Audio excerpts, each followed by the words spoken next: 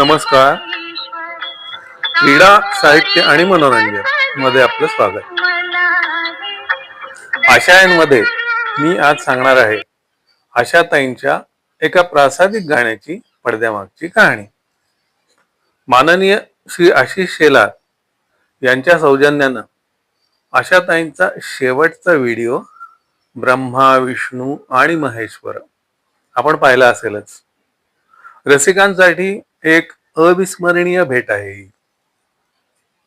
आम्ही जातो आमच्या गावा या चित्रपटातील जगदीश खेबुडकर यांच्या सिद्धहस्त लेखणीतून उतरलेल्या या गीतामध्ये गुरुदेव दत्ताची आळवणी आहे. आशाताईंच्या स्वरांना संगीताचा साथ चढवला आहे तो सुधीर फडक्याने. खर तर आशाताईंच्या आवाजाला मर्यादा नाहीतच. कुठलाही गायन प्रकार आशाताई तेवढ्याच सहजतेने गायच्या. या गाण्यात आशाताईंचा सात्विक आणि भक्तिरसपूर्ण आवाज ऐकायला मिळतो.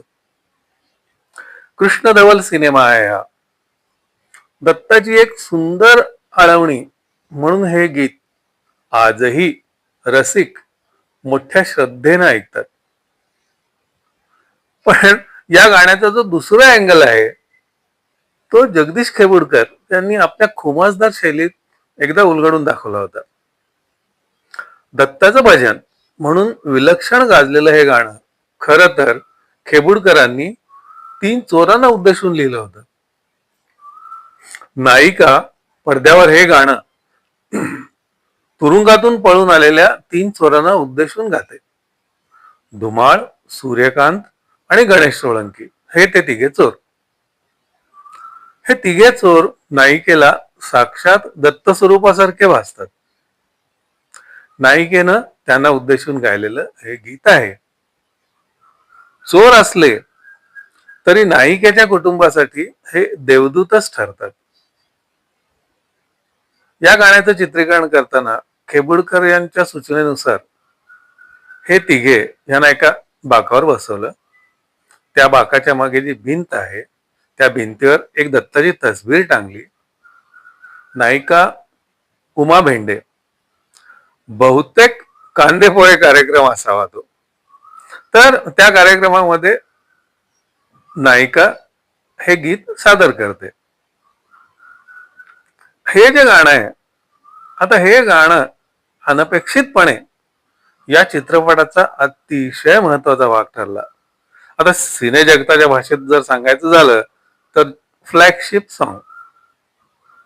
दर गुरुवारी घरोघरी दत्ताच्या आरती बरोबर हे गीतही ऐकलं जात असे.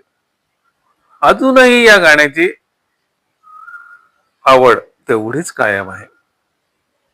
आशाताई या हिऱ्याचा भक्तिगीताचा पैलू म्हणजे हे गाणं.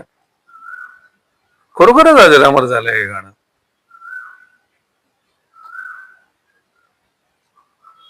कवी जगदीश खेबुडकर यांचा आज स्मृती दिन.